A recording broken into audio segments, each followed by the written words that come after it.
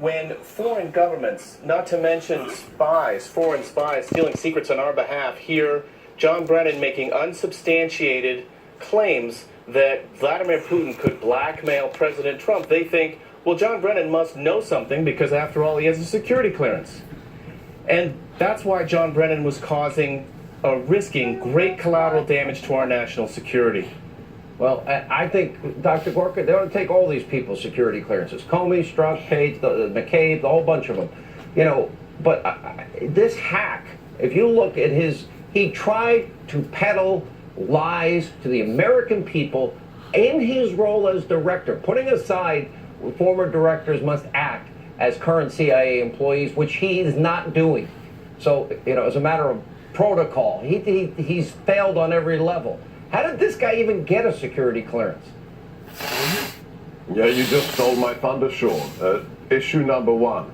John Brennan should never have had a security clearance. He admitted in 1980 when he joined the CIA in a polygraph that he voted for the communists at the height of the Cold War when they wished to destroy us. Never should have had one. I love Alan Dershowitz, but this is not a civil rights freedom of speech issue. Nobody has the right to a security clearance. There's only one person who gets a security clearance automatically, and guess who it is? It's the president. Everybody else, it is a privilege of office. Dan Hoffman, myself, John Brennan, we have all taken an oath of office. I took it twice. I took it when I joined the Defense Department. I took it when I joined the White House. It says you will protect the Constitution from all enemies, foreign and domestic, and you will bear faith, true faith and allegiance to the same. Right. John Brennan has betrayed that oath of office, yes, he has betrayed his profession and the intelligence community every time he accuses the president of treason with no evidence. He is reprehensible and he has betrayed his oath of office, Sean. Yes, he it has. is that serious. That's simple. I agree, Dr. That's Gorka. simple. Why is it just stick in my craw as CIA director that he literally perpetrated on the American people, spread misinformation, disinformation. By the way, right out of Pravda, right out of former Soviet Union, lies and propaganda. It was during the Civil War, they'd line him up against the wall and they'd shoot him with unverified information. Or That hang him. bothers me as much as all that he's done after. Yeah, I mean, I think that's a separate issue, frankly, about the extent to which he politicized intelligence and involved himself in politics. I think he was the most political director over my career in the government of over 30 years. But I guess that's, to me, it's probably a separate issue. This one is him abusing the privilege that he enjoyed for having a security clearance. Yeah. But also, let's be clear, the clearance was designed so that he could go and help his successor. I don't think anyone's inviting him back and asking for his assistance at this time anyways. So regardless, I'm not sure. Yeah. Oh, I'm sorry. Go ahead. No, go ahead. Dr. Gorka. John Brennan supported Moscow during the Cold War, and he's still supporting the Kremlin today. That's who he is. He's not the first person who should be stripped of his clearance, and there should be more to follow, Sean. I'd strip the whole bunch of them. They're all corrupt. They've all abused their power. They've all betrayed the American people with a political agenda. And so many of them tried to literally steal an election and influence an election in the United States. On the upper end. Not on the lower end, on the upper end. Continuing to embrace their far left radical socialism. It's one thing for a state to pull the wool over the American people's eyes as far as hanging chads, but whenever you got people up in the White House doing this is high-ranking treason. Is what this is. Lord, Lord, Lord.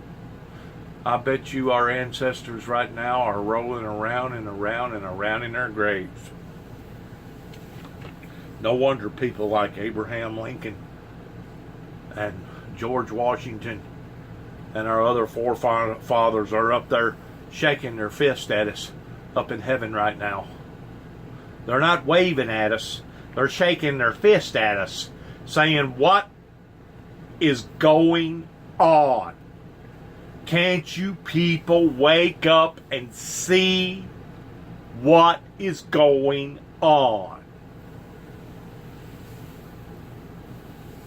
In addition to their bodies rolling around and around in the graves. Lord, Lord. You know, our forefathers was afraid of this. There was a big debate whenever they wrote out the Bill of Rights and the Constitution and various other things. They was skeptical of interference, of people becoming embedded into the system to the point that it would dismantle the original order. You got to have some sort of order.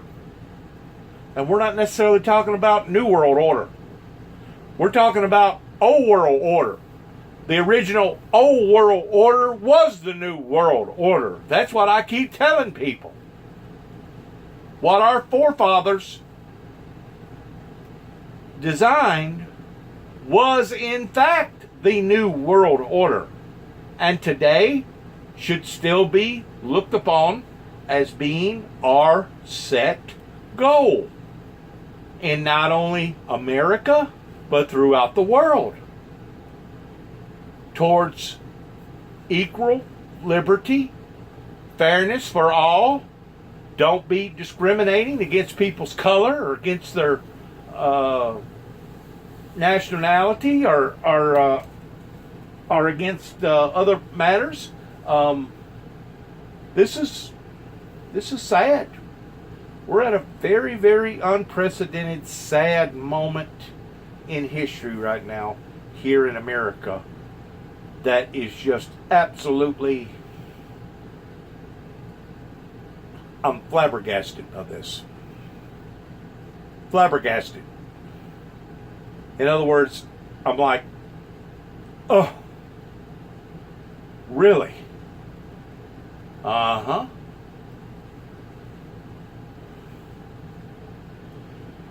I hope and pray to God that no one tries to do any type of harm or hurt to our chief and commander. I hope and pray to God that Secret Service surrounds him and taste his food and don't leave nothing unhinged pertaining to a gap where somebody can get to him in some sort of way. Because all it would take would be, even if it was a natural catastrophe such as a heart attack or a stroke, it would be so devastating right now. It would cause an uprising. It would literally cause an uprising if something was to happen to our chief and commander right now.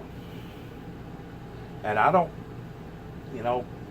Mr. Pence, he seems like a pretty good guy, but I just don't know if he's got the gun-ho about him the way that Trump does, even though Trump may come off as being a loose screw sometimes, but at least he's got the incentives in the right place. Let's hear what else they have to say right here real quick.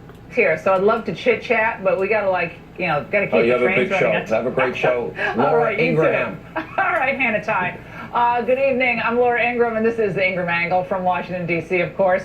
We have a riveting show for you tonight. Would you want anything different? President Trump has revoked former CIA Chief John Brennan's security clearance, and the media is in complete freak-out mode. Congressman Ron DeSantis joins us with a reaction. We also have an exclusive with Senator Lindsey Graham on his very provocative and somewhat, I think it's controversial idea on how to clean up the FBI. And Raymond Arroyo will be here with a Hollywood example of false Me Too allegations and some all too credible ones out of Pennsylvania. But first, the media versus Trump. That's the focus of tonight's angle. Remember when it was bad for local media to convey coordinated messages over the airwaves? Like when Sinclair Media asked local anchors You're on TV, at the James Henry. stations to read the same promo Get back, script James Henry. to describe their newscasts. They were derided by legacy media. Get back, as James Henry. Soviet-style propagandists who had created local Stepford wives. Oh, the outrage. You get the idea there, what's going on. All these anchors and all these markets are required to read this script. It's attacking fake news. If you are centralizing a political message to however many, more than 200 stations, I think it'll be if they get the FCC approval for this, to 200 stations, you have one of the great political messaging machines in the world. So it was an abuse of the media for Sinclair to air these homogenized promos in local markets. But when the legacy media coordinate messages across local markets, it's apparently no problem at all. Tomorrow, over 350 papers organized by the Boston Globe will print coordinated editorials to denounce the president for his fake news comments and media trash talk. Sounds like one of the great political messaging machines in the entire world, if you ask me. Marjorie Pritchard of the Boston Globe told CNN, quote, "We have some big newspapers, but the majority are from smaller markets, all enthusiastic about standing up to Trump's assault on journalism." What we are witnessing is the full-on politicization of the media. As Steve Bannon once said, the media have become the opposition party, and that's a pity. I think it's ever since their disastrous misreading of the electorate in 2016. I think I'm going to leave it right there. You know what? I'm going to comment on this real quick. Is it any different than the way that the Southern heritage pertaining to the Confederate flag was maliciously attacked whenever Obama and his crew thought that they was going to start a racial war over some sicko down in South Carolina that decided to go in and kill a bunch of innocent people in a church? You know, whenever you get to looking at what has really went on here, somebody has tried a very, very clever way in trying to pull the wool over the American people's eyes, and they have almost succeeded. Thank God for that man and behind that woman's head right there by the name of Donald Trump, of somebody that's got the yin-yangs to stand up to not only the media, but various corrupt politicians, as well as corrupt law enforcement agencies, as well as corrupt CIA and FBI, illegitimate, unprofessional, treasonous type people. Thank God we have somebody up there in the office that can stand up to them and tell them like it is. In other words, he's a straight shooter. If it looks like a duck, quacks like a duck, odds are it's a duck. Donald Trump, if he sees something that looks white, he calls it white. If he sees something that looks like it's black, he calls it black. If he sees something that it looks like it's red, he calls it red. If he sees something that it looks like it's yellow, he calls it yellow. He don't try to butter it up. He don't try to whitewash it. He don't try to what would be the another good terminology word? Sugarcoat it. He don't try to sugarcoat it. And this is the part that's driving the opposite opponents crazy, is that they do not know how to handle somebody like Mr. Donald Trump. 2 thumbs up, Mr. Donald Trump. Get in there and drain the swamp.